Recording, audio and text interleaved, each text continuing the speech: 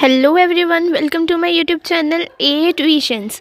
हमने अपना operation management start किया था, एक ही वीडियो डाली थी एंड मे बी 2 हफ्ते हो गए मैंने कोई नेक्स्ट वीडियो नहीं डाली। तो आई हैव डिसाइडेड कि हम ना हर संडे वीडियो डालेंगे एंड मैक्सिमम 1 to 2 चैप्टर्स ख़त्म कर लिया करेंगे, क्योंकि मेरे पास ग्रुप 1 भी है, मेरे को दोनों ग्रुप चलाने हैं। तो इसलिए ऑपरेशन मैनेजमेंट का हम ऐसे करेंगे कि संडे वीडियो डाला करेंगे या मंडे तो हम एक साथ 2 चैप्टर कर लिया करेंगे। अगर आप एक दिन में नहीं देख सकते हो इतना, तो आप वीक पूरा लगा के वो 2 चैप्टर ख़त्म कर लो आराम से, अगर आपको अपने बाकी सब्जेक्ट भी चलाने हैं। अगर ऐसा नहीं करना है तो आप पूरा वीक अपना ट्यूसडे टू संडे आप बाकी अपने 2 सब्जेक्ट देखो, company accounts and the other one is financial management. वो दोनों सब्जेक्ट देखो और संडे या मंडे अपना पूरा निकालो ऑपरेशन मैनेजमेंट या मैनेजमेंट अकाउंटिंग के लिए। ऐसे आपका सिलेबस जल्दी कंप्लीट हो जाएगा। तो हमने अपना फर्स्ट चैप्टर थियोरी का चैप्टर कंप्लीट कर लिया हुआ है। आज हमें अपना सेकंड चैप्टर देखना है, दैट इज़ असाइनमेंट। अब सबसे पहले तो असाइनमेंट होता क्या है, देखो हम अपना असाइनमेंट चैप्टर से आने वाला सिर्फ प्रैक्टिकल है। असाइनमेंट, ट्रांसपोर्टेशन, सिमुलेशन, ये कुछ चैप्टर्स हैं। हमारा चैप्टर नंबर 6 है मॉड्यूल में। अगर हम देखें, आप इंडेक्स में जाओगे ना तो वहाँ पर आपको लिखा होगा मॉड्यूल 6, नहीं मॉड्यूल 4 लिखा हुआ है, एप्लीकेशन ऑफ ऑपरेशन रिसर्च। इसमें जितने भी चैप्टर है ना, उसमें से आपको सिर्फ प्रैक्टिकल ही आने वाला है। बट मैं आपको सीधे सम सॉल्व करना स्टार्ट कर दूं, ऐसे समझ नहीं आएगा कि आखिरकार हम असाइनमेंट में कर क्या रहे हैं। कल को आप कंपनीज़ में जाओगे काम करने तो आपको पता नहीं चलेगा कि असाइनमेंट लगाना कहाँ पे है, इसका क्या मतलब होता है वो सब। तो इससे पहले हम थोड़ा सा समझ लेते हैं कि असाइनमेंट आखिरकार होता क्या है। अब देखो, कंपनी में बहुत सारे पर्सन्स होते हैं काम करने के लिए। अब हर पर्सन की अपनी अलग स्किल्स है, अपनी अलग कैपेबिलिटीज़ हैं। तो उसे कुछ काम हो सकता है उसे वो ना आता, और कुछ काम हो सकता है उसमें वो एक्सपर्ट हो। तो ये एक मैनेजर की रिस्पॉन्सिबिलिटी बन जाती है कि स्किलफुल पर्सन को, जिसमें वो एक्सपर्ट है, उस चीज़ में उसे अपॉइंट किया जाए, है ना। जैसे मेरे पास एक वर्कर है, इसे सिर्फ अकाउंट्स डिपार्टमेंट अच्छे से संभालना आता है। अगर मैं इसे यहीं सेल्स डिपार्टमेंट में लगा दूँगी तो सेल्स डिपार्टमेंट में तो कोई और भी काम कर सकता है, ज़रूरी नहीं है कि यही पर्सन करे। बट अगर इसे मैं अकाउंट्स डिपार्टमेंट में लगाती ना, तो ये मेरी शायद कॉस्ट रिड्यूस करके देता। तो इसे अकाउंट्स डिपार्टमेंट में लगाने की वजह से मेरे वर्क की एफिशिएंसी बढ़ती, मेरी कॉस्ट रिड्यूस होती, काफ़ी फ़ायदा होता। बट मैंने इसे वेस्ट कर दिया सेल्स डिपार्टमेंट में लगा के, ठीक है। तो असाइनमेंट मतलब कि हमें एक प्रॉपर जॉब एक सही सूटेबल पर्सन को असाइन करनी है, अलॉट करनी है, उसे हम कहते हैं assignment. The assignment is a problem because people possess varying abilities for performing different job। कहते हैं असाइनमेंट एक प्रॉब्लम है, मतलब हमारे पास एक प्रॉब्लम है ना, एक मैनेजर के सामने प्रॉब्लम है कि कौन से पर्सन को कौन सी वर्क अलॉट किया जाए, कौन सी जॉब में उसे अपॉइंट किया जाए। तो क्यों प्रॉब्लम है ये, क्योंकि हर एक पर्सन के पास अलग अलग तरह की एबिलिटीज़ होती हैं, वो अलग अलग तरह से अपना जॉब परफॉर्म करता है। किसी पर्सन की किसी चीज़ में स्पेशलिटी होगी और किसी पर्सन की किसी दूसरी चीज़ में स्पेशलिटी होगी। इसीलिए ये असाइनमेंट एक बहुत बड़ी प्रॉब्लम है, जिसे अच्छे से सॉल्व करना मैनेजर के पास ट्रिक्स होनी चाहिए कि कैसे उसे पता चलेगा कौन से पर्सन को कौन सी जॉब अलॉट करनी है। And therefore the cost of performing jobs by different people are different.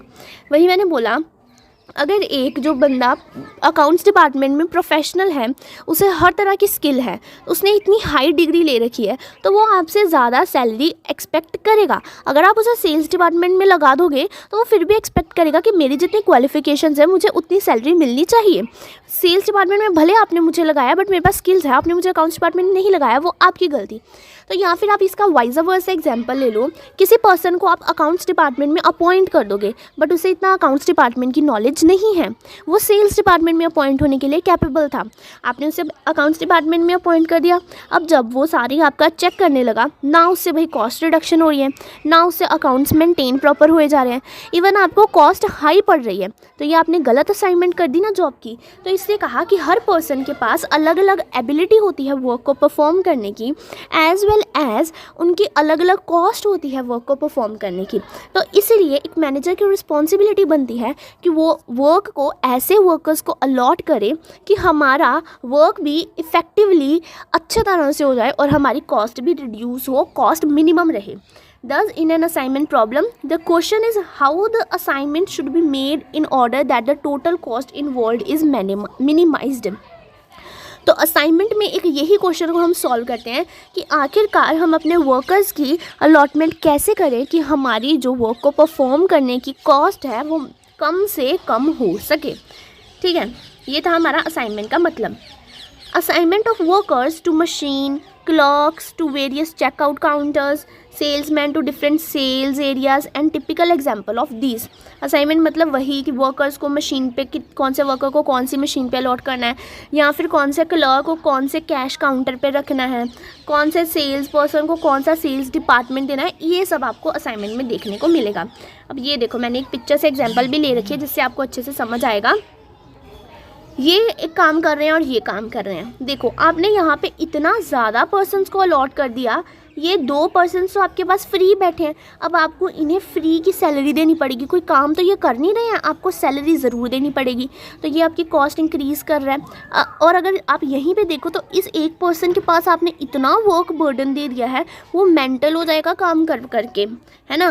तो ये एक तो इसका वर्क बर्डन इतना ज़्यादा है तो ये एफिशिएंटली काम नहीं कर पाएगा. और यहाँ पे आपने एक्स्ट्रा लोग अपॉइंट करके रखे हैं, आपको वो फालतू की कॉस्ट बेयर करनी पड़ेगी.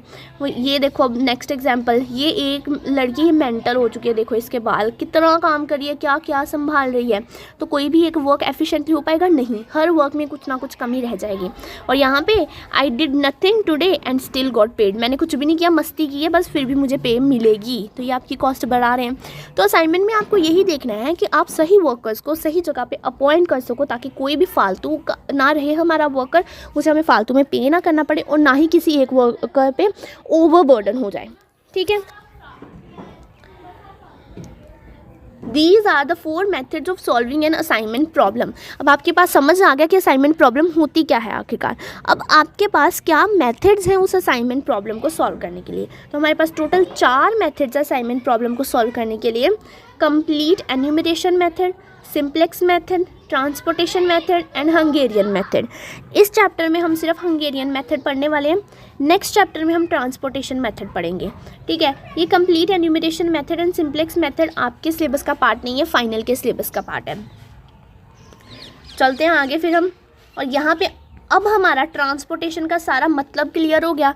असाइनमेंट का सारा मतलब क्लियर हो गया. असाइनमेंट प्रॉब्लम क्या होती है वो हमें समझ आ गया. उसके सॉल्यूशन के हमें 4 मेथड्स देख लिए, जिसमें इस चैप्टर में हम सिर्फ एक मेथड करने वाले हैं, दैट इज़ हंगेरियन मेथड.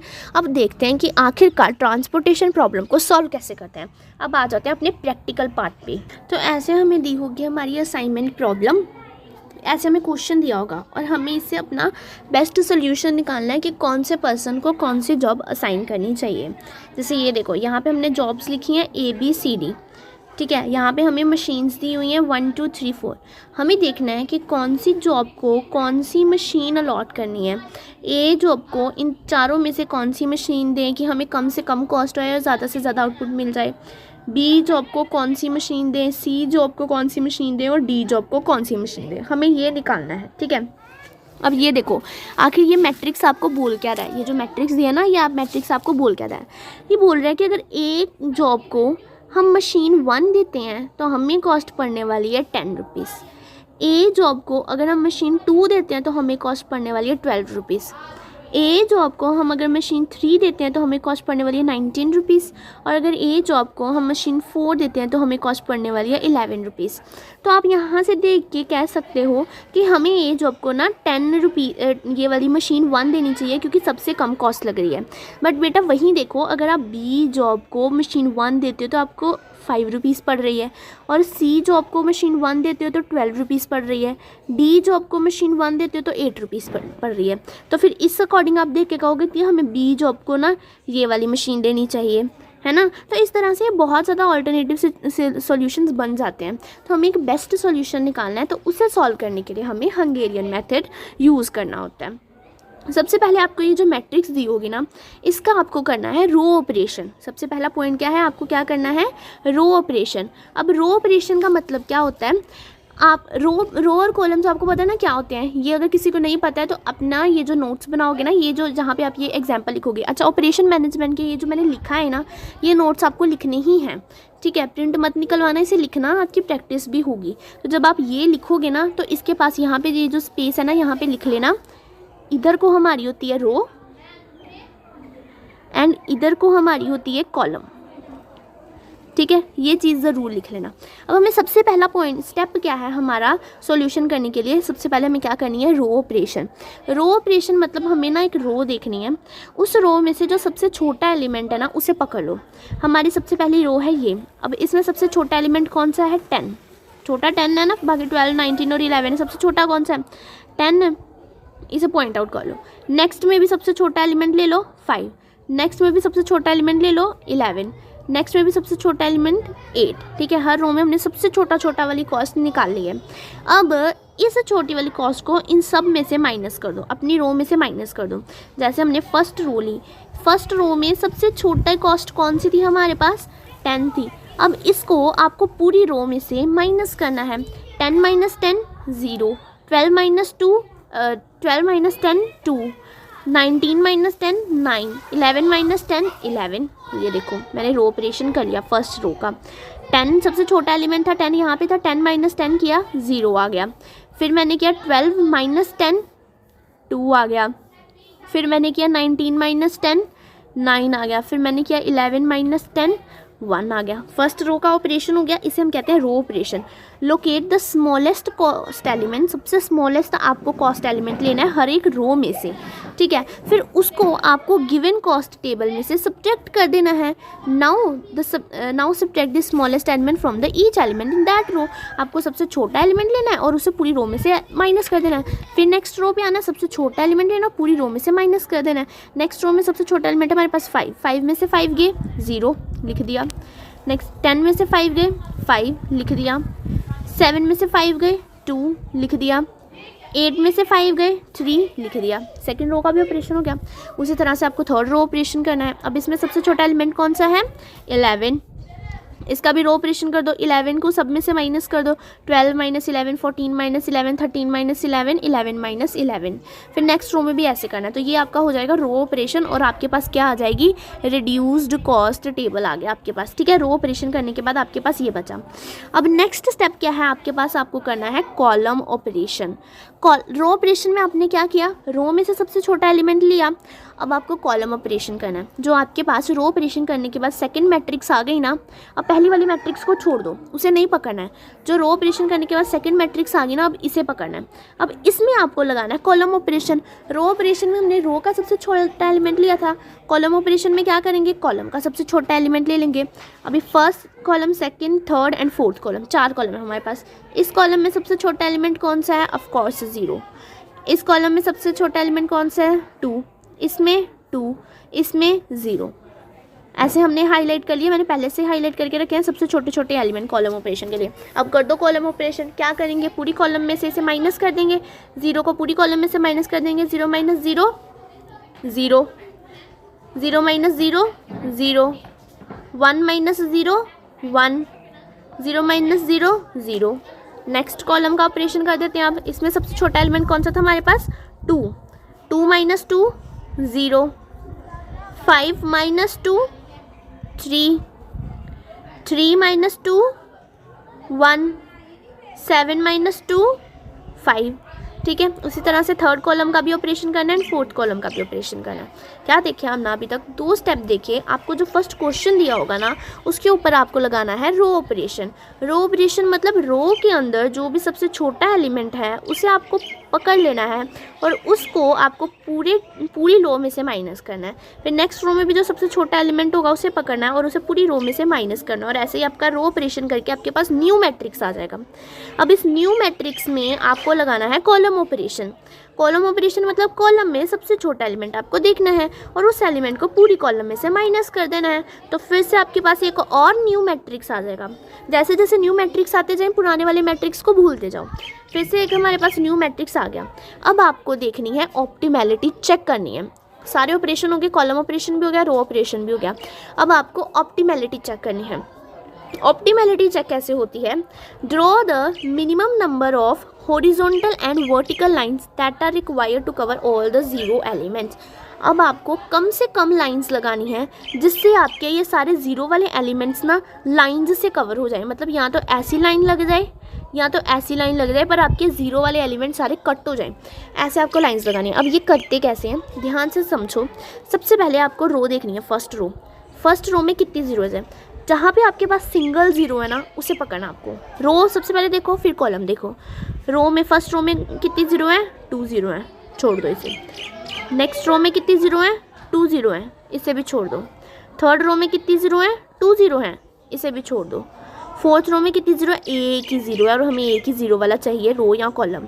अब रो में एक ज़ीरो है ना, तो उसका कॉरेस्पॉन्डिंग कॉलम कट कर देंगे। ठीक है, क्या बोला मैंने, आपको रो ऑपरेशन और कॉलम ऑपरेशन करने के बाद ऑप्टिमैलिटी चेक करनी है। ऑप्टिमैलिटी चेक करने के लिए आपको क्या करना है, आपको देखना है कौन सी रो या कॉलम में हमारे पास एक ज़ीरो है, उसके कॉरस्पॉन्डिंग हमें लाइन लगा देनी है।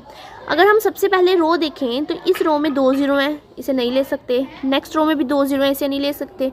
नेक्स्ट रो में भी 2 ज़ीरो हैं, इसे नहीं ले सकते। बट ये फोर्थ रो में ना एक ही ज़ीरो है, तो हम क्या करेंगे, इसके रो में एक ज़ीरो है ना, तो इसके कॉरस्पॉन्डिंग ऐसे लाइन लगा देंगे। बट आप वहीं देखो, अगर ये वाला कॉलम मैं देखूं तो इस कॉलम में एक ज़ीरो है ना, तो इसके कॉरस्पॉन्डिंग रो को कट कर देंगे हम। ठीक है, ऐसे करना है हमें। ये देखो, मैं ये करके आपको दिखाती हूँ। यहाँ पे करते हैं।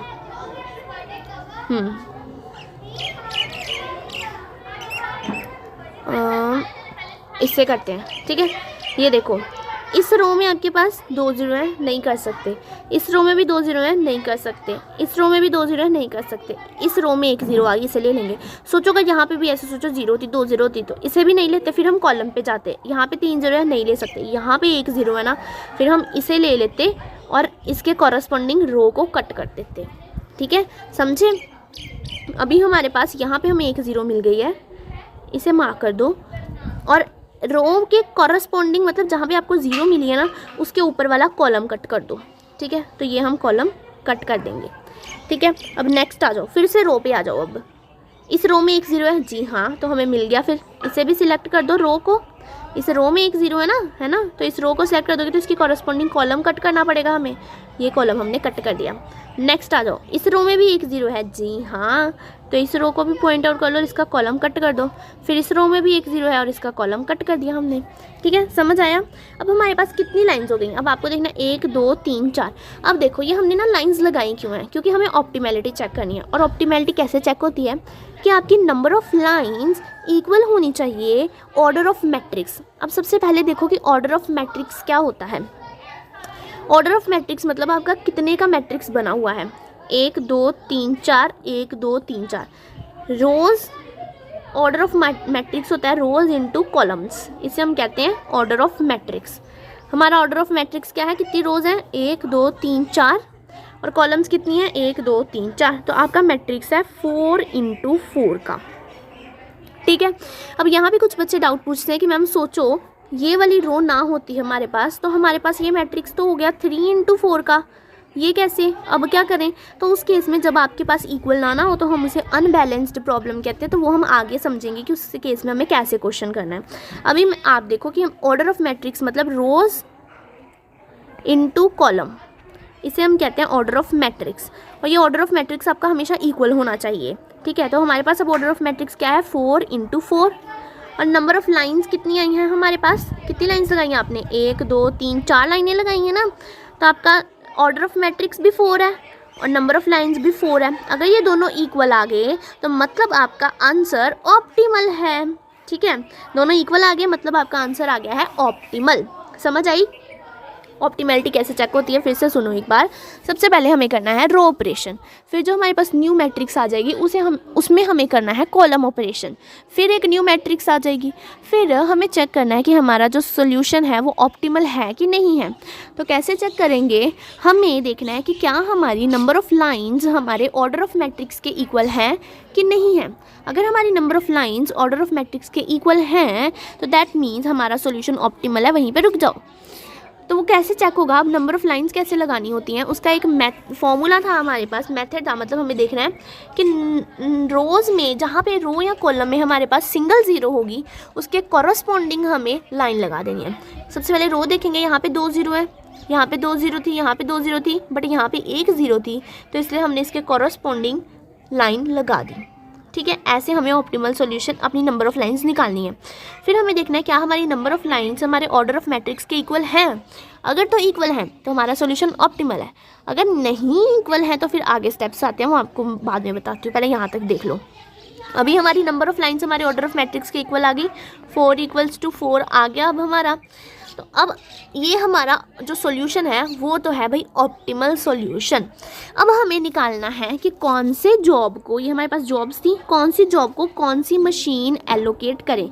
तो देखो ए जॉब को आपने कौन सी मशीन दी है, 2 वाली मशीन दी है, बी को 3, सी को 4 एंड डी को फर्स्ट वाली मशीन दी है। दिख गया, आपने ये सर्कल लगाए थे ना जहाँ पे आपका सिंगल ज़ीरो था, सबसे पहले हमने यहाँ पे सर्कल लगाया था सिंगल ज़ीरो पे, है ना। एक बार फिर आपको चलो बता देते हो यहाँ पे, जिसको नहीं समझ आया हमने नंबर ऑफ़ लाइंस कैसे लगाई।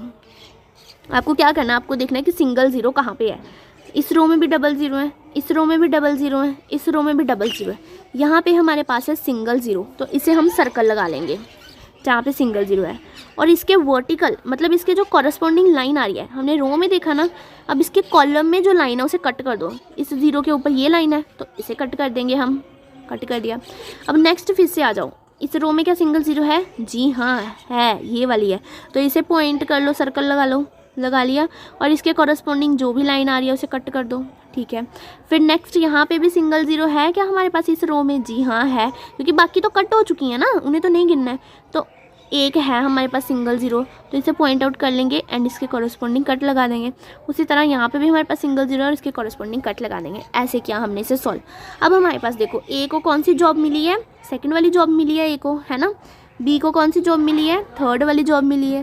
सी को कौन सी जॉब मिली है, फोर्थ वाली जॉब मिली है। एंड डी को कौन सी जॉब मिली है, फर्स्ट वाली जॉब मिली है। तो ये आप लगा लोगे, कहाँ गया, हाँ। If number of lines drawn is equal to number of rows and columns of a given matrix, the solution is optimal and proceed to step 6। मतलब आपका जो solution है वो optimal आ गया है, अब आपको step 6 पे जाना है। ये जो step 5 है ये मैं आपको next में बताऊंगी, नेक्स्ट सम में। अभी आप नॉर्मल वाला सम सीखो, ठीक है। अब आपको नेक्स्ट स्टेप पे चले जाना। आपका solution optimal आ गया, number of lines equals to number of वो ऑर्डर ऑफ मैट्रिक्स आ गई हैं, दोनों इक्वल आई हैं, तो मतलब आपका सॉल्यूशन ऑप्टिमल है। और अब आपको जॉब्स असाइन कर देनी है। जॉब्स असाइन कैसे करनी है, ए को सेकंड वाला, बी को थर्ड वाला, सी को फोर्थ वाला एंड डी को फर्स्ट वाला जॉब असाइन कर दोगे आप। सिंपल था, समझ आया। अब ये देखो मैंने स्टेप 6 में वो पूरा लिख के रखा हुआ है कि कैसे आपको जॉब एलोकेशन करनी है। जो मैंने यहाँ पे आपको बताया ना कि नंबर ऑफ़ लाइन्स हमारी नंबर ऑफ़ उसके इक्वल आ गई हैं, ऑर्डर ऑफ मैट्रिक्स के इक्वल आ गई हैं, तो उसके बाद जो ए को आपने असाइन किया वो आपकी जॉब हुई। वो पूरा मैंने लिख के रखा है कि ये कैसे हुआ है। जिसको रिविजन टाइम ना याद रहे वो यहाँ से पढ़ सकता है, उसे समझ आ जाएगा। तो हमने कैसे असाइनमेंट की, जॉब ए को क्या दी, सेकेंड वाली दी, है ना। ये देखो जॉब ए को हमने दी सेकंड वाली। ऐसे अब आपको यहाँ पे टेबल बना के ना ऐसे लिख देना है, यहाँ पे लिखनी है जॉब और यहाँ पे लिखनी है आपको मशीन, है ना। अब उसे बता के तो होगा एग्जामिनर को हमने किसको क्या मशीन दी है, कौन सी जॉब को। ए मशीन को हमने क्या दी है, सेकंड वाली दी है। बी मशीन को कौन सी दी है, थर्ड वाली, है ना। बी मशीन को थर्ड वाली दी है। सी मशीन को फोर्थ वाली दी है हमने, तो ये ऐसे लिख दो। और डी मशीन को हमने कौन सी दी है, फर्स्ट वाली दी है। ऐसे हमारा ये असाइनमेंट टेबल लास्ट वाला बन जाएगा। जॉब हमने असाइन कर दी, कौन सी मशीन को क्या चाहिए थी। समझ आया आपको असाइनमेंट प्रॉब्लम। ये थी सबसे बेसिक से बेसिक क्वेश्चन, मतलब ये क्वेश्चन तो एग्जाम में आता भी नहीं है, सबसे सिंपल क्वेश्चन था ये। अब इसमें डिफरेंट केसेस आगे आने शुरू होंगे तो हम वो देखेंगे। अभी आपको सबसे पहले क्या करना है, ये बेसिक क्वेश्चन की ना प्रैक्टिस करनी है। ये मैंने एक क्वेश्चन आपको दे रखा है, इसको आपको पूरा असाइनमेंट से सॉल्व करके देखना है। प्रैक्टिस क्वेश्चन है ये मैंने नीचे सॉल्यूशन भी दे रखा है आपको, ठीक है। ये देखो सबसे पहले आपको क्या करना है, आपको क्वेश्चन दे रखा है, क्या करना है सबसे पहले आपको रो ऑपरेशन करनी है। मतलब रो में जो सबसे छोटा एलिमेंट होगा उसे लोकेट कर लेना है, फिर उस एलिमेंट को पूरी रो में से माइनस कर देना है। 8 - 1, 4 - 1, 2 - 1, 6 - 1, 1 - 1। उसी तरह से second row, third row, fourth row, fifth row आपको करना है, ठीक है। फिर आपके पास न्यू मैट्रिक्स आ जाएगी रो ऑपरेशन करने के बाद।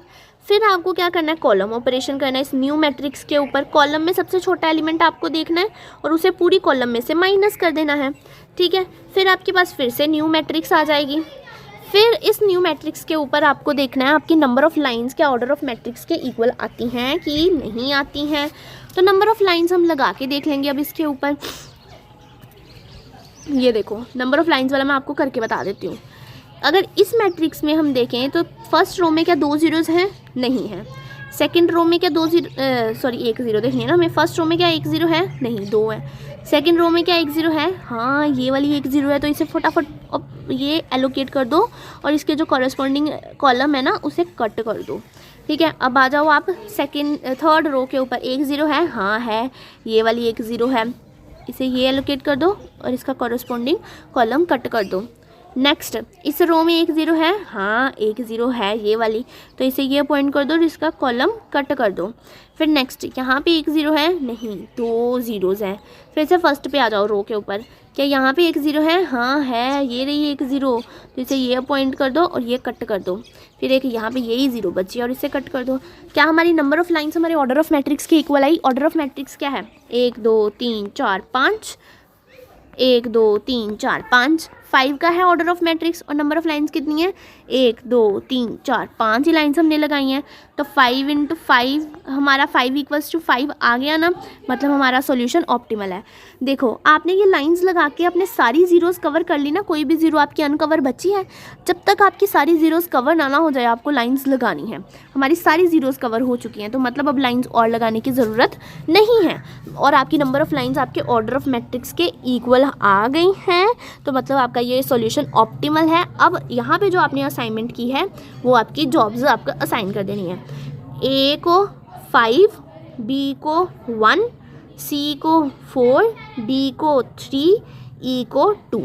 असाइनमेंट हो गई, बस ये था। ये आपको खुद से एक बार अच्छे से सॉल्व करना है। ये है अगला आपका होमवर्क क्वेश्चन है।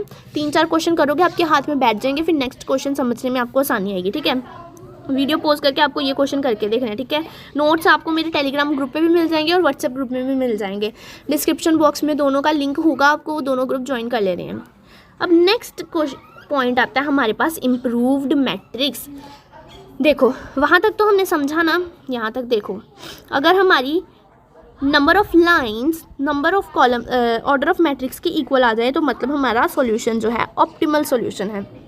बट इन केस हमारी number of lines order of matrix के इक्वल ना आए तो, जैसे कि यहाँ पे हमारा ऑर्डर ऑफ मैट्रिक्स था 5 और हमारी लाइंस भी 5 लगी है ना, तो ठीक है, ऑप्टिमल सॉल्यूशन है। अगर ऐसा सोचो कि हमारी 4 ही लाइंस लगती और हमारी सारी ज़ीरोज़ कवर हो जाती तो हमारा ऑर्डर ऑफ मैट्रिक्स 5 बट हमारी लाइंस तो 4 और सारी ज़ीरोज़ कवर होगी और लाइन लगाने की ज़रूरत भी नहीं है। तो ये तो ऑप्टिमल सॉल्यूशन ना हुआ। तो उसके आगे क्या करना है उसे हम कहते हैं इम्प्रूव्ड मैट्रिक्स। ठीक है, एक क्वेश्चन करके देखते हैं। मैं बार बार बोल रही हूँ, पहले आपको ये 3 क्वेश्चन जो होमवर्क क्वेश्चन है अच्छे से करने हैं, खुद से सॉल्व करने हैं, फिर ही नेक्स्ट क्वेश्चन पे आना, नहीं तो समझ नहीं लगेगा। When number of lines are not equal to order of matrix, then we have to make improved matrix। जैसे मैंने आपको अभी ऊपर समझाया कि अगर हमारी number of lines order of matrix के इक्वल ना आए तो हमें एक इम्प्रूव्ड मैट्रिक्स बनानी पड़ती है। डायरेक्ट हम आते हैं अपने क्वेश्चन के ऊपर। ये देखो, ये हमें दे रखी है हमारी मैट्रिक्स। सबसे पहले काम क्या है हमारा? नॉर्मल रो ऑपरेशन करना है। वीडियो पॉज करो, यहीं पे क्वेश्चन उतारो और रो ऑपरेशन और कॉलम ऑपरेशन करो आप लोग। ठीक है, फिर आगे वीडियो आपको देखनी है। रो ऑपरेशन करके मतलब रो में से सबसे छोटा एलिमेंट लेना है, उस तरह से हमारे पास रो ऑपरेशन करके ये मैट्रिक्स निकल आई। फिर इसका हमने कॉलम ऑपरेशन किया तो ये मैट्रिक्स आ गई हमारी। ठीक है, अब ये मैट्रिक्स आ चुकी है आपकी। अब आपको क्या करना है? नंबर ऑफ़ लाइंस लगानी है आपको। कैसे लगेंगी? सबसे पहले इस रो में देखो 1 ज़ीरो है, हाँ है, ये रही 1 ज़ीरो, मतलब इसे हम मार्क करके इसकी जो रो है इसकी जो कॉलम है उसे हम काट सकते हैं। ठीक है, नेक्स्ट देखो यहाँ पे 1 ज़ीरो है, हाँ है, ये रही 1 ज़ीरो है, तो इसे भी मार्क करके ये काट सकते हैं हम। नेक्स्ट देखो 1 ज़ीरो है, नहीं भाई 3 ज़ीरो है। नेक्स्ट देखो 1 ज़ीरो है, हाँ ये रही 1 ज़ीरो है हमारे पास, इसे मार्क करके इसका कॉलम काट दो। नेक्स्ट देखो या इसमें तो है ही नहीं, कोई भी ज़ीरो नहीं है। फिर से एक बार ऊपर आ जाओ, रो चेक कर लो। 1 ज़ीरो है, नहीं है। 0 है, नहीं है। 1 ज़ीरो है, नहीं यार 2 ज़ीरो हैं। चलो नेक्स्ट पे आ जाओ। फिर 1 ज़ीरो है, 0 ही नहीं है भाई। 1 ज़ीरो है आपके पास, नहीं जी हमारे पास 0 ही नहीं है। अब कॉलम पे जाना पड़ेगा, ये कॉलम तो कट है, पूरी की पूरी। इस कॉलम में देखो एक ज़ीरो है क्या? हाँ मेरे पास एक ही ज़ीरो है, तो इसे अब मार्क कर दो। हमने अभी कॉलम देखा ना, कॉलम में एक ज़ीरो देखी ना, तो मतलब इसकी रो कट करनी पड़ेगी हमें, है ना। तो रो काट देते हैं अब, ठीक है। सारी ज़ीरोज़ कवर होगी। देखो जो अनकवर है, जिसके ऊपर लाइन नहीं लगी, क्या उसके ऊपर ज़ीरो है? 8 है, 15 है, 11 है, 3 है, 2 है, 6 है, 5 है और 8 है। सारी ज़ीरोज़ कवर हो गई हैं हमारी, ठीक है, बढ़िया है। लाइंस कितनी लगी हैं? 1 2 3 4, 4 लाइंस लगी हैं। ऑर्डर ऑफ मैट्रिक्स क्या है? 5 है ऑर्डर ऑफ मैट्रिक्स। देखो 1 2 3 4 5, 1 2 3 4 5, 5 कॉलम और 5 ही रोज है। ऑर्डर ऑफ मैट्रिक्स है हमारा 5, बट हमारी लाइन तो लगी सिर्फ 4। अब ये तो इक्वल ही नहीं आया। ऑर्डर ऑफ मैट्रिक्स और नंबर ऑफ लाइंस तो इक्वल ही नहीं आई, बट हमारी सारी जीरोस कवर हो गई हैं। अब तो और लाइन भी नहीं लगा सकते, तो क्या करें अब इस केस में? अब इस केस में हमें बनाना पड़ेगा इम्प्रूव्ड मैट्रिक। मतलब ये जो अब हमारा सॉल्यूशन है ना, ये ऑप्टिमल सॉल्यूशन नहीं है। तो ये ए को हम 2 या बी को 1 नहीं दे सकते, क्योंकि ये सही सॉल्यूशन नहीं है, ऑप्टिमल नहीं है। मतलब ये अभी ज़्यादा कॉस्टली है। अब इससे और अच्छा सॉल्यूशन निकाल सकते हैं जिसमें हमारी कॉस्ट कम लगे। तो ये सॉल्यूशन सही तो नहीं है। अभी हमें न्यू सॉल्यूशन निकालना पड़ेगा। कैसे निकालते हैं? अब जो आपके पास अनकवर्ड एलिमेंट है, अनकवर्ड एलिमेंट मतलब जिसके ऊपर लाइन नहीं लगी है। कौन से एलिमेंट है हमारे पास अनकवर्ड वाले? 8 15 11 3 2 6 5 8, है ना। यही है हमारे पास अनकवर्ड एलिमेंट। अब देखो इन अनकवर्ड एलिमेंट में से सबसे छोटा एलिमेंट कौन सा है? क्या करना है आपको इम्प्रूव्ड मैट्रिक्स के लिए?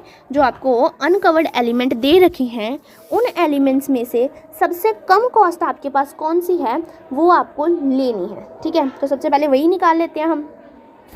ये देखो अनकवर्ड एलिमेंट है हमारे पास 8 15 11 3 2 6 5 8, बस यही है अनकवर्ड।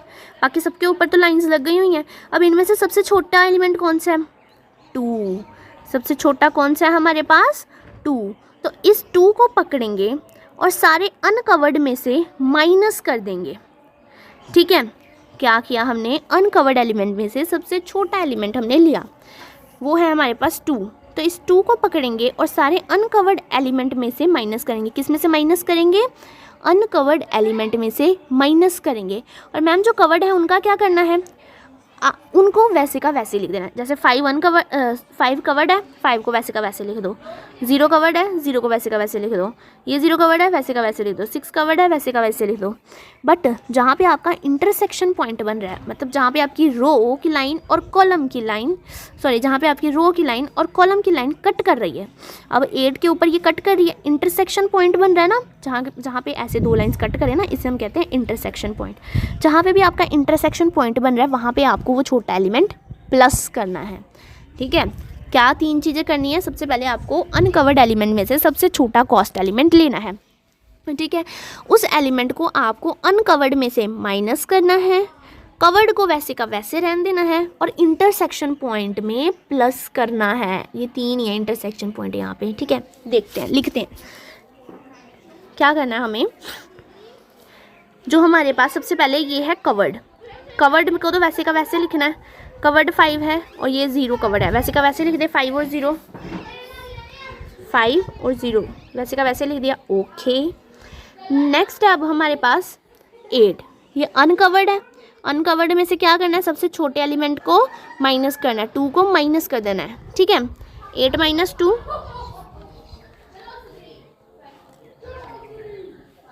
ठीक है। नेक्स्ट एलिमेंट क्या है हमारे पास? 10 है, बट ये तो कवर्ड है ना, मतलब इसे वैसे का वैसे उतार देना। 10 को वैसे का वैसे उतार दिया, ओके। नेक्स्ट एलिमेंट है हमारे पास 11। अब ये 11 अनकवर्ड है, जी हाँ। अनकवर्ड में से क्या करना है? सबसे छोटे एलिमेंट को माइनस कर देना। सबसे छोटा एलिमेंट क्या आया था? 2, उसे माइनस कर देंगे। 11 - 2 9, ठीक है। नेक्स्ट कवर्ड है 0, वैसे का वैसे लिख देंगे। 6 भी कवर्ड है, वैसे का वैसे लिख देंगे, 0 और 6, ओके। नेक्स्ट अनकवर्ड है, फिर कवर्ड है, फिर अनकवर्ड है। अनकवर्ड में से क्या करना है आपको? पहले कवर्ड वाला लिख ले, वैसे का वैसे। इंटरसेक्शन नहीं है तो वैसे का वैसे लिख देना। 10 लिख देते हैं हम, 10, ठीक है। फिर ये 15 अनकवर्ड है एंड 3 अनकवर्ड है। तो इसमें से सबसे छोटा एलिमेंट, हमारे अनकवर्ड में से सबसे छोटा एलिमेंट आया था 2, उसे माइनस कर देना। 15 - 2 एंड 3 - 2।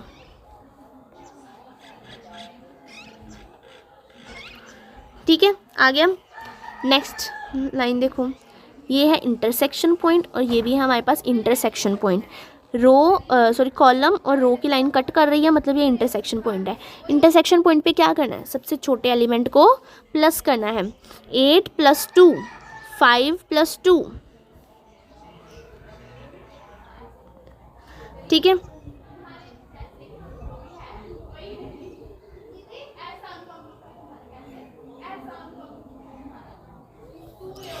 नेक्स्ट 0 ना इंटरसेक्शन पॉइंट है, अनकवर्ड है नहीं, कवर्ड है, इंटरसेक्शन पॉइंट है नहीं, तो वैसे का वैसे लिख देंगे 0, है ना।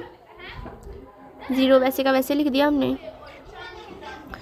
नेक्स्ट ये वाला 0 इंटरसेक्शन पॉइंट है, हाँ ये 2 लाइंस कट कर रही है ना, यहाँ पे इंटरसेक्शन पॉइंट है, तो 0 + 2 2 आ जाएगा। नेक्स्ट ये 0 कवर्ड एलिमेंट है, इंटरसेक्शन नहीं है, तो वैसे का वैसे लिख देंगे 0। ठीक है, नेक्स्ट 0 वैसे का वैसे लिख देंगे, 4 वैसे का वैसे लिख देंगे क्योंकि कवर्ड एलिमेंट है, 3 भी वैसे का वैसे लिख देंगे और 5 भी वैसे का वैसे लिख देंगे। 0 4 3 5। अरे 0 4 3 5। ठीक है, नेक्स्ट ये अनकवर्ड वाले एलिमेंट है, मतलब माइनस करेंगे इसमें से 2 को। 2 - 2 0, 6 - 2 4। नेक्स्ट ये कवर्ड वाले एलिमेंट है, इंटरसेक्शन पॉइंट है नहीं, तो वैसे का वैसे लिख देंगे 0 और 0। ये अनकवर्ड वाले एलिमेंट है, मतलब इसमें से 2 को माइनस करेंगे। 5 - 2 और 8 - 2।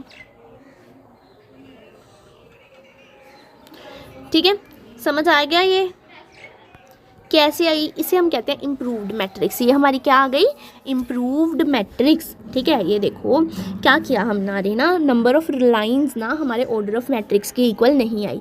तो इस केस में जो हमारे अनकवर्ड एलिमेंट रह गए ना, दैट इज़ 8 15 11 3 2 6 5 8, यही रह गए हैं बस अनकवर्ड एलिमेंट। इन पूरे अनकवर्ड एलिमेंट्स में से आपको देखना है सबसे छोटा एलिमेंट कौन सा है, 2। ठीक है, इसे पॉइंट करके रख लो 2 को। ये देखो मैंने पॉइंट करके रख लिया 2 को।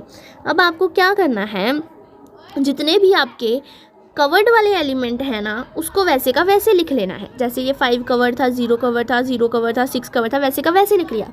और जितने भी आपके इंटरसेक्शन पॉइंट है, मतलब जहाँ पे ये पॉइंट बन रहा है ना, जितने भी इंटरसेक्शन पॉइंट हैं उनमें आपको अपने सबसे छोटे वाले एलिमेंट को प्लस कर देना है, यानी कि 8 + 2 5 + 2। और जितने भी आपके अनकवर्ड एलिमेंट हैं उसमें से आपको सबसे छोटे वाले एलिमेंट को माइनस कर देना है। यही 3 चीज़ें करनी है और आपका इम्प्रूव्ड मैट्रिक्स बन जाएगा। ये देखो मेरा इम्प्रूव्ड मैट्रिक्स बन गया। अब इसके ऊपर फिर से देखो लाइंस लगाओ कैसे लगनी है। आपको देखना है इस रो में एक 0 है, हाँ है, ये वाली 0 है तो लगा दो, येलो लेते हैं ना, इस 0 को पॉइंट कर दो और इसकी कॉलम को काट दो। नेक्स्ट रो में एक 0 है, हाँ है, ये रही, तो इसको भी पॉइंट कर दो और इसके कॉलम को काट दो। नेक्स्ट रो में एक 0 है, नहीं 2 ज़ीरोज़ हैं। नेक्स्ट रो में एक 0 है, नहीं 2 0 है। नेक्स्ट रो में एक 0 है, हाँ है, ये रही एक 0, तो इसे भी पॉइंट कर दो और इसके कॉलम को काट दो। फिर से आ जाओ रो के ऊपर, इस रो में 0 है, नहीं, इस रो के में 0 है, नहीं, इस रो में 0 है बट 2 हैं, इस रो में 0 है, 1 है, तो इसे भी पॉइंट कर दो और इसके कॉलम को काट दो। और इसी तरह इसे भी पॉइंट कर दो और इसके कॉलम को काट दो। कट हो गया हमारे पास, है ना, जितना भी कट लगने थे पूरे हो गए, पूरी 0s कवर हो गई। अब देखो नंबर ऑफ लाइंस कितनी है, 1 2 3 4 5 लाइनें लगाई हैं और हमारे पास ऑर्डर ऑफ मैट्रिक्स क्या है, 5 ही है, तो 5 = 5 आ गया हमारे पास, मतलब ये ऑप्टिमल सॉल्यूशन है। तो अब ये जो आपने जॉब्स असाइन की हैं ये लिख दो। ए को आपने कौन सी जॉब असाइन की, 2 वाली, ठीक है, लिख दी। बी को कौन सी जॉब असाइन की, 1 वाली, लिख दी। सी को कौन सी जॉब आपने असाइन की, 5, लिख दी। डी को कौन सी जॉब असाइन की, 3rd, लिख दी। ई को कौन सी जॉब असाइन की, 4th लिख दी। ये हो गया हमारा असाइनमेंट का ऑप्टिमल सॉल्यूशन। समझ आया? जहाँ पे आपकी इम्प्रूव्ड मैट्रिक्स नहीं है वहाँ पे आपको इम्प्रूव्ड मैट्रिक्स बनानी पड़ेगी। ठीक है, मतलब जहाँ पे आपकी number of lines order of matrix के इक्वल नहीं आई। लाइंस कितनी लगानी है आपको पूरी जीरोज़ कवर करनी है बस लाइंस लगा के। अब पूरी जीरोज़ कवर हो गई बट फिर भी आपकी order of matrix number of lines के इक्वल नहीं आई है, तो उस केस में हमें क्या करना होता है? इम्प्रूव्ड मैट्रिक्स बनाना होता है। फिर उस इम्प्रूव्ड मैट्रिक्स के ऊपर लाइंस लगाओ जैसे नॉर्मल लगाते हैं। फिर देखो कि क्या number of lines equal I order of matrix के। यहाँ तो आ गई, अगर सोचो यहाँ भी ना आई होती तो फिर से हम एक इम्प्रूव्ड मैट्रिक्स बनाते। कैसे बनाते? जो हमारे अनएलोकेटेड सेल है, मतलब अनकवर्ड सेल जिसके ऊपर लाइन नहीं लगी है, उसमें से सबसे छोटा सेल लेते, अनकवर्ड सेल में से उसे माइनस करते, कवर्ड सेल को वैसे का वैसे रहने देते, और इंटरसेक्शन पॉइंट में हम क्या करते? प्लस करते और हमारी न्यू इम्प्रूव्ड मैट्रिक्स बन जाती। फिर उसके ऊपर लाइंस लगाते, फिर चेक करते क्या नंबर ऑफ लाइंस हमारे ऑर्डर ऑफ मैट्रिक्स के इक्वल है। जब तक हमारी number of lines order of matrix के इक्वल ना आए आपको अपना ऑप्टिमल सॉल्यूशन बनाते रहना है। एग्जाम में मैक्सिमम आपको इम्प्रूव्ड मैट्रिक्स 2 बार बनानी पड़ेगी, क्योंकि एक ही क्वेश्चन तो आपको करना नहीं है, बहुत सारे क्वेश्चन करने हैं, है ना, तो वो ठीक ही आता है, क्वेश्चन इतना लेंदी नहीं आता है। तो ये आप फिर आपको जहाँ पे आपका ऑप्टिमल सॉल्यूशन आ गया, जिस भी मैट्रिक्स में आपकी number of lines order of matrix के इक्वल आई हैं वो वाली आपको असाइनमेंट लेनी है। अब ये देखो असाइनमेंट तो आपने यहाँ पे भी की थी ना, ए को आपने सेकंड दी थी, बट ये ऑप्टिमल नहीं था ना, number of lines order of matrix equal नहीं थी ना, तो इसलिए हमने ये वाली ली जहाँ पे हमारी number of lines order of matrix के इक्वल हों। ठीक है, आई होप आपको समझ आया होगा। अब हम चलते हैं अपने नेक्स्ट टॉपिक के ऊपर, दैट इज़ अनबैलेंस्ड मैट्रिक्स। मैंने आपको बोला था ना स्टार्टिंग में, ऑर्डर ऑफ मैट्रिक्स मतलब आपकी रोज़ एंड कॉलम्स। मैंने आपको एक चीज़ बताई थी कि आप कई बच्चों का ये क्वेश्चन आता है कि मैम अगर सोचो कि number of rows number of columns के इक्वल ना हो, सोचो ये वाली कॉलम ही ना हो क्वेश्चन में, तो हमारी कॉलम तो हुई सिर्फ 4 और रोज़ हो गई 5, तो इस केस में क्या करते हैं? तो इसे हम कहते हैं अनबैलेंस्ड मैट्रिक्स। क्या कहते हैं? Unbalanced matrix. हमारा मैट्रिक्स बैलेंस्ड नहीं है ना।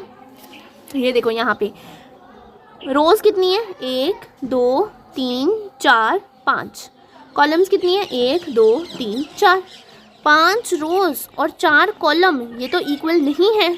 इसे अब इसे हम कहते हैं अनबैलेंस्ड मैट्रिक्स। अब इस अनबैलेंस्ड मैट्रिक्स को हमें बैलेंस करना पड़ेगा, मतलब इक्वल करना पड़ेगा।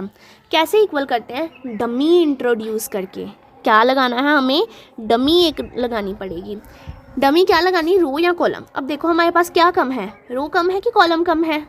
कॉलम कम है। रो हमारे पास 5 है और कॉलम हमारे पास सिर्फ 4 है, तो मतलब एक और कॉलम होनी चाहिए थी ना, तो यहाँ पे हम एक फिर डमी लगा देंगे।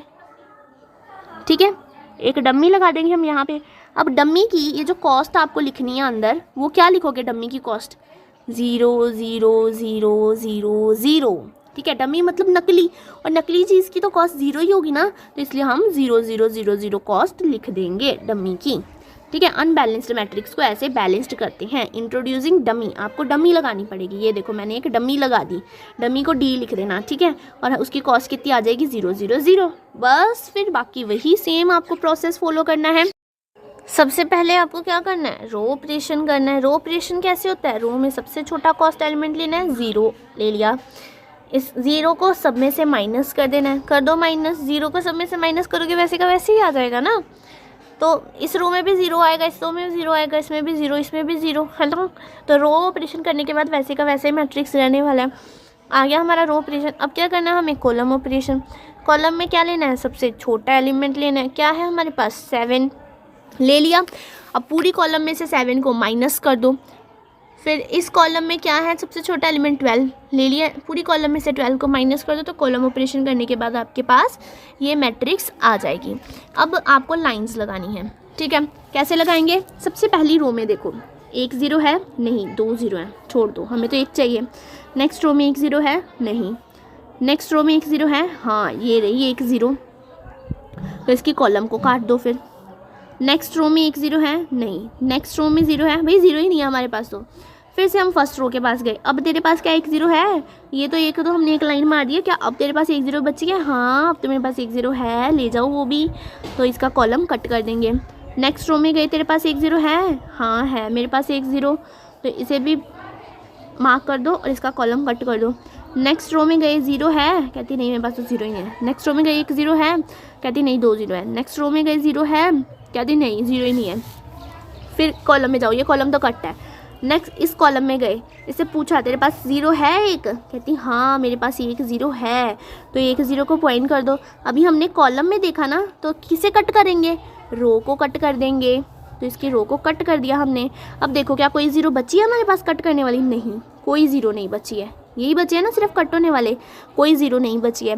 तो अब क्या करेंगे, ये जो आपके अनकवर्ड एलिमेंट हैं इनमें से अब हमें देखना है क्या हमारी ऑर्डर ऑफ मैट्रिक्स हमारी नंबर ऑफ लाइंस के इक्वल आई, क्योंकि 0 तो अब कोई नहीं बची है, सारी जीरोस कट हुई हैं तो ऑल लाइंस तो लगेंगी नहीं। अब देखना है हमारी order of matrix number of lines के इक्वल है। ऑर्डर ऑफ मैट्रिक्स कितनी है, 1 2 3 4 5 5 है।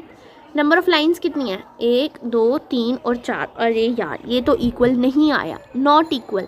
फिर अब क्या करेंगे, इम्प्रूव्ड मैट्रिक्स बनाएंगे। कैसे बनती है, हमें देखना है जो हमारे अनकवर्ड सेल हैं ये और ये, इसमें से सबसे छोटा सेल कौन सा है, 1, तो इसे हम मार्क कर लेते हैं, 1 को कर लिया। अब हमें क्या करना है, जितने भी कवर्ड वाले सेल हैं उन्हें वैसे, मतलब जिनके ऊपर लाइन लग गई है उन्हें वैसे का वैसे लिख देना है। जो भी इंटरसेक्शन पॉइंट हैं यानी कि ये वाले, उनमें सबसे छोटे एलिमेंट को अपने प्लस करना है, और जितने भी अनकवर्ड वाले हैं उनमें अपने सबसे छोटे एलिमेंट को क्या करना है, माइनस करना है। वीडियो पॉज करो और ये अपने आप इम्प्रूव्ड मैट्रिक्स बनाओ, ठीक है। हो गया, अब मैं करती हूँ। 2 0 2 ये हमारे कवर्ड वाले हैं, इंटरसेक्शन नहीं है तो इसे वैसे का वैसे लिख देंगे, 2 0 2। नेक्स्ट ये हमारा इंटरसेक्शन पॉइंट है, मतलब इसमें से सबसे छोटा एलिमेंट क्या होगा, प्लस होगा, 3 + 1 4। देन ये हमारा कवर्ड वाला है, इंटरसेक्शन नहीं है तो वैसे का वैसे लिख देंगे 3। नेक्स्ट ये हमारे अनकवर्ड वाले हैं, मतलब इसमें से सबसे छोटा एलिमेंट क्या होगा, माइनस होगा, 2 - 1 1, 5 - 1 4, 6 - 1 5। फिर हमारे पास नेक्स्ट है 0, कवर्ड वाला है तो वैसे का वैसे लिख देंगे। फिर 3 अनकवर्ड है तो मतलब 1 माइनस करेंगे, 3 - 1 2। नेक्स्ट फिर हमारे पास ये सारे कवर्ड अनकवर्ड वाले आ रहे हैं, मतलब माइनस होगा सबसे छोटा एलिमेंट, 1 - 1 0, 2 - 1 1, 3 - 1 2। नेक्स्ट अब हमारे पास ये कवर्ड वाला आ रहा है, इंटरसेक्शन नहीं है तो वैसे का वैसे लिख देंगे 0, और इसमें से 1 को माइनस करेंगे, 0 और 2। नेक्स्ट आ जाओ, सब कवर्ड वाले हैं, इंटरसेक्शन नहीं है तो वैसे के वैसे लिख देंगे, 0 4 3 लिख दिया वैसे का वैसे।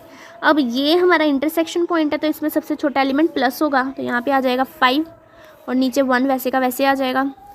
अब नेक्स्ट ये वैसे के वैसे आ जाएंगे, ये इंटरसेक्शन पॉइंट है इसमें प्लस हो जाएगा और ये वैसे का वैसे आ जाएगा, है ना। लिख दो लिख दो लिख दो, ठीक है। ये हमारी बन गई अब इम्प्रूव्ड मैट्रिक्स। अब इस इम्प्रूव्ड मैट्रिक्स के ऊपर फिर से हमें लाइंस लगानी है। इसमें क्या 1 0 है, नहीं है। नेक्स्ट रो में 1 0 है, नहीं है। नेक्स्ट रो में 1 0 है, हाँ है, तो इसे मार्क कर लो और इसके कॉलम को कट कर दो। नेक्स्ट रो में क्या 1 0 है, नहीं है। नेक्स्ट रो में क्या 1 0 है, नहीं है। फिर से ऊपर आ जाओ एक बार, इसमें 1 0 है, नहीं है। इसमें 1 0 है, हाँ है, इसके कॉलम को कट कर दो।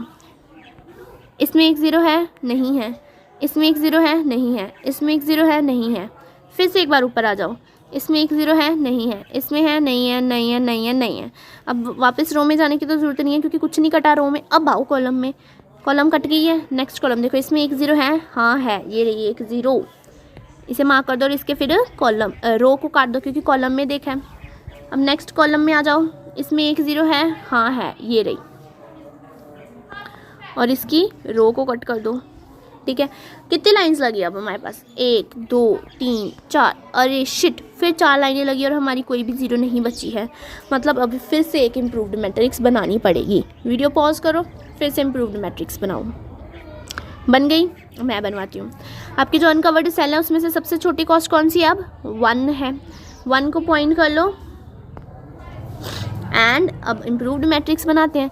जो कवर्ड सेल हैं उनको वैसे का वैसे लिख देना है। जो इंटरसेक्शन पॉइंट हैं उनमें आपको सबसे छोटी कॉस्ट को अपनी प्लस करना है, और जो अनकवर्ड सेल हैं उसमें से सबसे छोटी कॉस्ट को माइनस करना है।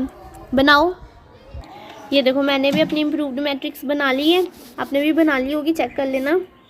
अब हमें क्या करना है, फिर से ज़ीरोज़ एलोकेट करनी है। कैसे होंगी? सबसे पहले इस रो में एक ज़ीरो है, नहीं है। इस रो में एक ज़ीरो है, नहीं है। इस रो में एक ज़ीरो है, हाँ है, तो इसके कॉलम को कट कर देंगे। नेक्स्ट रो में एक ज़ीरो है, नहीं है। नेक्स्ट रो में एक ज़ीरो है, हाँ है, तो इसे मार्क कर देंगे और कट कर देंगे। अभी हमने कटिंग की है ना, तो मतलब हमें फिर से रो चेक करनी पड़ेंगी। इस रो में एक ज़ीरो है, हाँ है, तो इसे मार्क कर देंगे और कॉलम को कट कर देंगे। नेक्स्ट रो में एक ज़ीरो है, हाँ है, इसे कट मार्क कर देंगे, उसके कॉलम को कट कर देंगे। तो यहाँ पे तो एक ज़ीरो बची है, तो इसे कट कर देंगे। अब हमारी number of lines order of matrix के इक्वल हैं। हाँ, नंबर ऑफ लाइंस कितनी है? 1 2 3 4 5। ऑर्डर ऑफ मैट्रिक्स कितना? 5। 5 इक्वल्स टू 5 आ गया जी हाँ। तो ये है हमारा ऑप्टिमल सॉल्यूशन। अब आपको क्या करना है, ये जो आपने एलोकेशंस दी हैं ये आपको लिख देनी है। ए को क्या एलोकेशन दी आपने? 3। बी को क्या एलोकेशन दी? 1। सी को क्या एलोकेशन दी? डी, सॉरी 5, मतलब वही डी। डी को क्या एलोकेशन दी? 2। ई को क्या एलोकेशन दी? 4। लिख दी हमने, ठीक है। अब इस क्वेश्चन में ना समटाइम्स आपको पूछेंगे, आपको कॉस्ट भी बतानी है, क्या कॉस्ट डल रही है। अभी आपने ए को क्या एलोकेशन की है? 3 एलोकेशन की है। अब अपने क्वेश्चन पे आ जाओ, मेन जो आपको क्वेश्चन दिया था ना, ये वाला जो दिया था ना, इस पे आ जाओ। अब यहाँ से आपको कॉस्ट निकालनी है। ए को आपने क्या एलोकेशन दी थी? 3 की। ए को 3 की क्या कॉस्ट थी? 19, है ना, तो 19 हम यहाँ पे लिख लेंगे। बी को क्या एलोकेशन की? 1। बी को 1 दे तो क्या कॉस्ट आती है? 7 लिख लेंगे। सी को क्या एलोकेशन दी? 5। सी को अगर हम 5 दें, मतलब डमी था 5, है ना, ये 1 2 3 4 5 डमी, मतलब 0 कॉस्ट थी। सी को मतलब आपको कोई भी जॉब नहीं देनी है, तो सी की क्या कॉस्ट आ जाएगी आपकी? मैंने यहाँ पे गलती से 18 लिख दिया था। सी की क्या कॉस्ट आ जाएगी आपकी? 0 आ जाएगी, ठीक है। डी को क्या दी है आपने? सेकंड। डी को हमने दी है सेकंड, यानी कि 12, तो 12 आ जाएगी। उसी तरह से ई की भी आ जाएगी और टोटल कॉस्ट आपकी आ जाएगी समथिंग, ठीक है। ये टोटल कॉस्ट गलत होगी क्योंकि मैंने यहाँ पे 18 लिख दिया था ना, आप टोटल करके लिख लेना जो भी आएगा, ठीक है। इस तरह से आपकी कॉस्ट भी निकल गई, ठीक है। कॉस्ट कैसे देखनी है आपको? जो आपका मेन क्वेश्चन है वहाँ से आपको कॉस्ट लेनी है। यहाँ पे आपने एलोकेशन कर दी, किसको कौन सी वाली मशीन जाएगी, कौन से वर्कर को? ए वर्कर को 3rd मशीन जाएगी, बी को 1st जाएगी। और समटाइम्स ना आपसे क्वेश्चन में ये भी पूछेगा कि आप बताओ कि कौन से वर्कर को कोई भी मशीन नहीं अलॉट होगी। अब आप मेरे को बताओ कौन से वर्कर को कोई भी मशीन नहीं जाएगी? सी वर्कर को कोई भी मशीन नहीं जाएगी, कि सी को कौन सी जा रही है? 5th, यानी कि डमी। डमी मतलब नकली, तो मतलब सी वर्कर को हम कोई भी मशीन नहीं देंगे, तो सी वर्कर को हम निकाल देंगे। हमें पता चल गया कि सी वर्कर हमारा फालतू का है, इसे अगर हम रखेंगे तो हम फालतू की सैलरी पे करेंगे, ये हमारा कोई काम करके नहीं देगा, तो अब हम सी वर्कर को निकाल देंगे और बाकी वर्कर्स को हम जॉब दे देंगे, ठीक है। समझ आया कैसे होना है आप ये सम्स? नेक्स्ट टॉपिक हमारे पास जाता है ऑल्टरनेटिव सॉल्यूशंस। अब ऑल्टरनेटिव सॉल्यूशन कैसे निकलते हैं? सारा सेम प्रोसेस है, बस लास्ट में आके इसका चेंज होगा। ये आपको क्वेश्चन दे रखा है, आप इसका फुल ऑप्टिमल सॉल्यूशन निकालो। मतलब क्या करना है आपको? रो ऑपरेशन करना है, कॉलम ऑपरेशन करना है। देखो नंबर ऑफ लाइंस कहाँ पे नंबर ऑफ उसके इक्वल आ रही हैं, ठीक है। अब देखो सबसे पहले हमें करना है रो ऑपरेशन। इस रो में सबसे छोटा एलिमेंट हमारे पास कौन सा है? 5 है, तो 5 को सब में से माइनस करेंगे। 5 - 5 0, 7 - 5 2, 11 - 5 6, 6 - 5 1, 7 - 5 2। नेक्स्ट रो है हमारे पास, इस रो में सबसे छोटा एलिमेंट कौन सा है हमारे पास? फिर से 5 है ना। 8 - 5 3, 5 - 5 0, 5 - 5 0, 6 - 5 1, 5 - 5 0। नेक्स्ट रो में सबसे छोटा एलिमेंट कौन सा है हमारे पास? 3, 6 - 3 3, 7 - 3 4, 10 - 3 7, 7 - 3 4, 3 - 3 0। नेक्स्ट रो में सिमिलरली एंड 5th रो में भी सिमिलरली हम करेंगे, सेम स्टेप्स फॉलो करेंगे, ठीक है। ये हमारे पास रो ऑपरेशन होगी। अब रो ऑपरेशन के बाद हमें क्या करना है? कॉलम ऑपरेशन करना है। इस कॉलम में सबसे छोटा एलिमेंट 0 इस कॉलम में सबसे छोटा एलिमेंट 0, इसमें भी 0, इसमें भी 0, इसमें भी, सब में 0 आ गया। मतलब कॉलम ऑपरेशन करने के बाद आपके पास वैसे का वैसा मैट्रिक्स आ जाएगा सेम। ठीक है, आ गया हमारा कॉलम ऑपरेशन करने के बाद। अब हमें क्या लगाना है, लाइंस लगानी है ना। अब यहाँ पे आपके समझने वाली बात है, यहाँ पे आ जाओ, अब ध्यान से समझो कैसे करना है। फर्स्ट रो में देखो 1 0 है, हाँ है, तो इसे मार्क कर देंगे हम और इसके कॉलम को कट कर देंगे। सेकंड रो में देखो 1 0 है, नहीं है। थर्ड रो में देखो 1 0 है, हाँ है, इसे भी मार्क कर देंगे और इसके कॉलम को क्या कर देंगे, कट कर देंगे। नेक्स्ट 1 0 है, हाँ है, तो इसे भी मार्क कर देंगे और इसके कॉलम को कट कर देंगे। अब देखो 1 0 है, नहीं है, फिर से दोबारा ऊपर आ जाओ। 1 0 है, नहीं है, 1 0 है, नहीं, 2 है, 1 0 है, नहीं है, 1 0 है, नहीं है, 1 0 है, नहीं, 2 है। फिर कॉलम पे आ जाओ, ये कॉलम तो कट है ना, ये कंफ्यूज करेगा, ऐसे काट देती हूँ। ठीक है, ये कॉलम है, इसमें 1 0 है क्या, नहीं यार, 2 0 है इस कॉलम में भी। नेक्स्ट कॉलम, इसमें 1 0 है क्या, नहीं, 2 0 है, और ये कॉलम तो कट है। अब देखो ना रो में 1 0 आ रही है, ना कॉलम में 1 0 आ रही है। अब क्या करें, इस रो में भी 2 0 है, इस रो में भी 2 0 है, इस कॉलम में भी 2 0 है, इस कॉलम में भी 2 0 है। अब इस केस में हम क्या करें, इस केस में आपके बनते हैं ऑल्टरनेटिव सॉल्यूशंस। मतलब इस केस में आपके 2 सॉल्यूशन बन सकते हैं।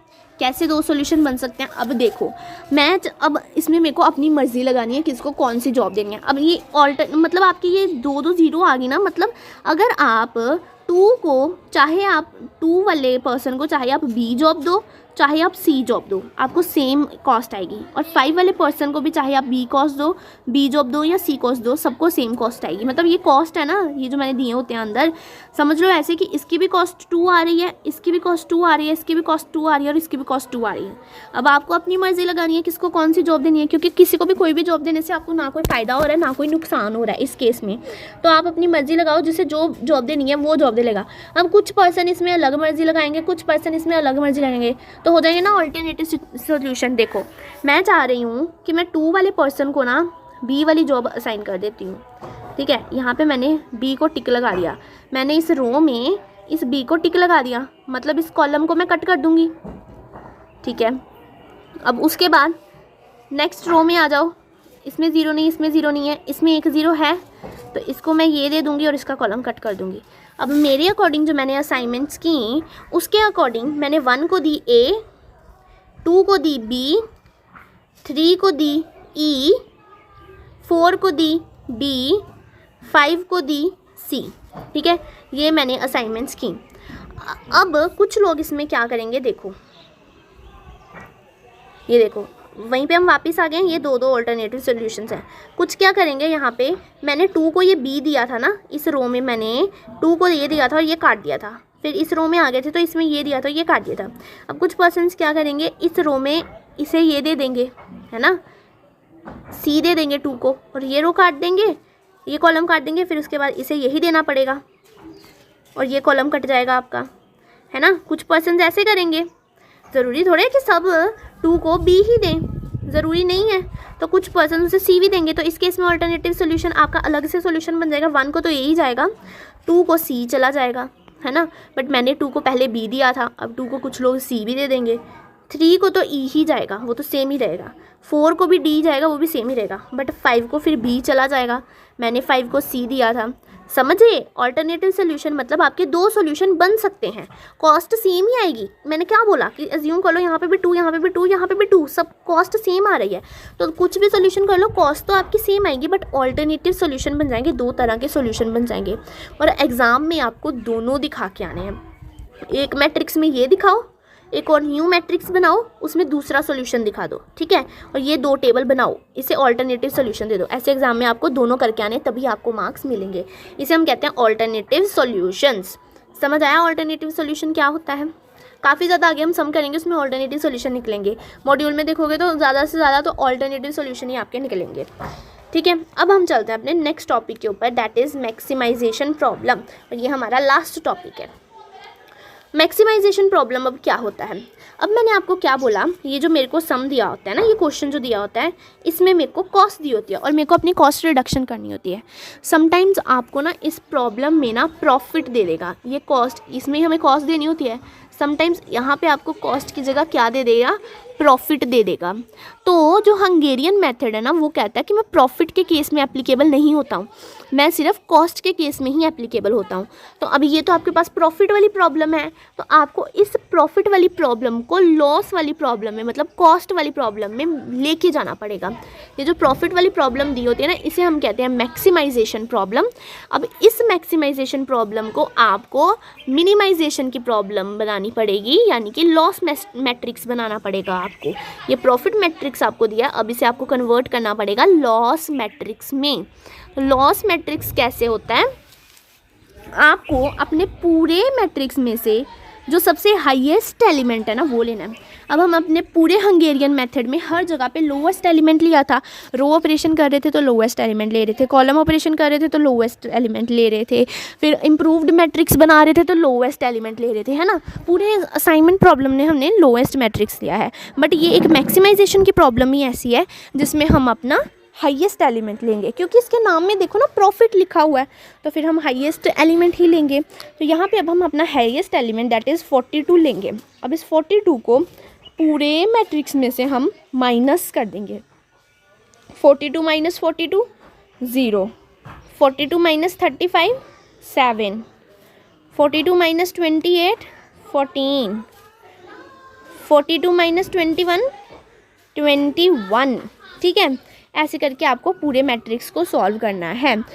आपको मोस्ट हाईएस्ट एलिमेंट लेना है और उसे पूरे मैट्रिक्स में से माइनस कर देना है। माइनस करके मेरे पास ये निकल आया, लॉस मैट्रिक्स बन गई।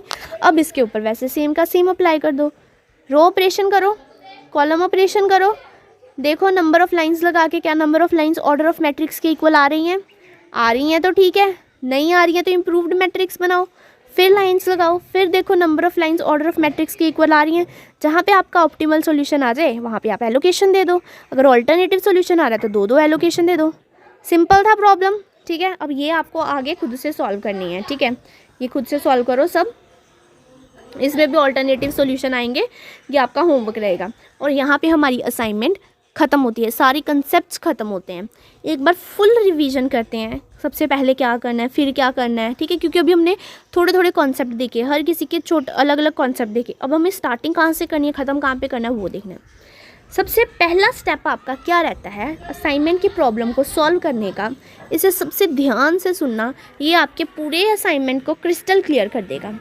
सबसे पहले आपको देखना है कि आपका जो मैट्रिक्स है वो बैलेंस्ड है कि नहीं है।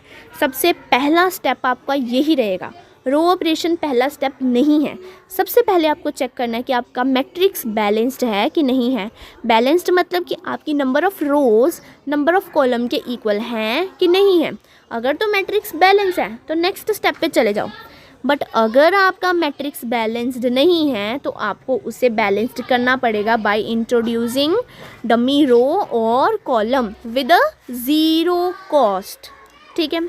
नेक्स्ट स्टेप अब क्या है, आपको देखना है कि आपकी प्रॉब्लम मैक्सिमाइजेशन की है या मिनिमाइजेशन की है। मिनिमाइजेशन मतलब आपको मैट्रिक्स में कॉस्ट या लॉस दे रखा है तो मतलब मिनिमाइजेशन की प्रॉब्लम है। बट अगर आपको मैट्रिक्स में प्रॉफिट दे रखा है तो मतलब आपकी जो प्रॉब्लम है वो किसकी है, मैक्सिमाइजेशन की प्रॉब्लम है। तो अगर आपकी तो मिनिमाइजेशन की प्रॉब्लम है तो नेक्स्ट स्टेप पे चले जाओ। बट अगर मिनिमाइजेशन की नहीं है, मैक्सिमाइजेशन की प्रॉब्लम है, तो आपको उसे सबसे पहले मिनिमाइजेशन की बनाना पड़ेगा। कैसे, जो आपकी पूरी मैट्रिक्स में सबसे हाईएस्ट एलिमेंट है उसे पूरी मैट्रिक्स में से माइनस करके आप मिनिमाइजेशन की प्रॉब्लम बना लोगे। फर्स्ट स्टेप क्या है, आपको चेक करना है कि आपकी जो मैट्रिक्स है वो बैलेंस्ड है या अनबैलेंस्ड है। इफ़ तो बैलेंस्ड है तो वेल एंड गुड है, आगे चल पड़ो चेक करने के लिए। अगर तो बैलेंस्ड नहीं है तो उसे सबसे पहले बैलेंस्ड बनाओ।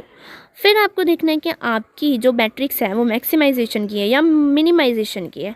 अगर तो मैक्सिमाइजेशन की है तो उसे मिनिमाइजेशन में करो, अगर मिनिमाइजेशन की है तो आगे चले जाओ। अब नेक्स्ट स्टेप क्या है, रो ऑपरेशन, फिर कॉलम ऑपरेशन, फिर आपको ऑप्टिमैलिटी चेक करनी है कि आपके number of lines number order of matrix के इक्वल है कि नहीं है। अगर तो इक्वल है तो नेक्स्ट स्टेप पे चले जाओ। अगर इक्वल नहीं है तो आपको क्या बनाना पड़ेगा, इम्प्रूव्ड मैट्रिक्स बनाना पड़ेगा। फिर जहाँ पे आपका सॉल्यूशन ऑप्टिमल आ जाए वहाँ पे आपको एलोकेशंस कर देनी है। नॉर्मल था, यही स्टेप्स लिखे हैं मैंने सब यहाँ पे, और यहाँ पे आपका असाइनमेंट प्रॉपरली ख़त्म होता है। अब हम चलते हैं अपने मॉड्यूल के ऊपर।